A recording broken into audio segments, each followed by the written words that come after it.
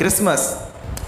ఇప్పుడు క్రిస్మస్ అంటే ఫస్ట్ స్టార్టింగ్లో మనకి గుర్తొచ్చేది ఏంటి?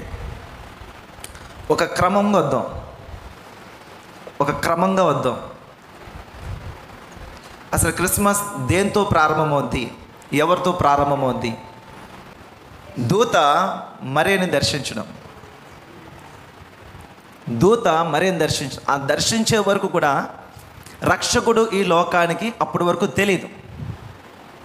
తెరవండి లూకాసు వార్త 1వ అధ్యాయము 26 నుంచి 31 వరకు దూత మరి యొక్క సంభాషణ ప్రారంభం. ఫస్ట్ క్రిస్మస్ అప్పుడు దూత కనిపించారు కాబట్టి కాలం సంపూర్ణమైందన్న విషయం తెలిసింది. లేకపోతే ఇంకా వేచేదురు వారందరూ కూడా.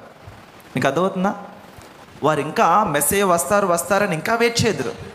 సో దూత అక్కడ వచ్చి మీరు ఏ మెస్సయ్య కొరకే ఎదురు చూసిన ఆ మెస్సయ్య నీకు పుడుతున్నారు, ఈ తరంలో పుడుతున్నారు, ఆ తరంలో నీ కడుపున జన్మిస్తున్నారని మరీ చెప్పే వరకు సమయం వచ్చిందన్న విషయం ఎవరికి తెలీదు. చదవండి. 6వ నెలలో గాబ్రియేలును దేవదూత గలీలియాలోని నజరేతును ఊరిలో.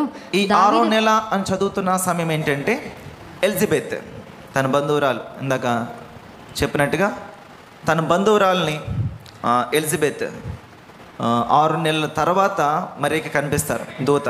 అంటే యోహానికి యేసు ప్రభుకి 6 నెలలు డిఫరెన్స్ అనమాట. యేసు ప్రభు కన్నా బాప్తిస్మిచ్చి యోహాను 6 నెలల పెద్ద. శిష్యుడైన యోహాను అతను వేరు, బాప్తిస్మిచ్చి యోహాను ఇతను వేరు.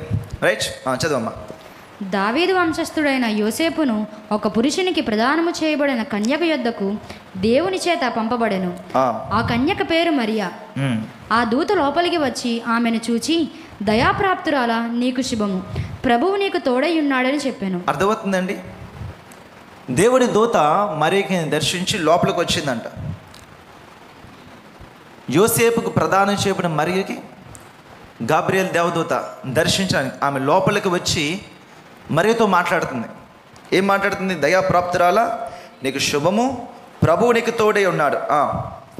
ఆమె ఆ మాటకు బహుగా తొందరపడి ఈ శుభవచనం ఏమిటో అని ఆలోచించుకొనిచుండగా దూత, మరియా, భయపడకుము, దేవుని వలన నీవు కృప పొందితివి. ఇదిగో నీవు గర్భము ధరించి కుమారుని కని ఆయనకు యేసు అని పేరు పెట్టుదువు. ఆయన గొప్పవాడే, సర్వోన్నతుల కుమారుడు అనబడును. చాలు. ఇక్కడ చెప్పిన మాట ఏంటి?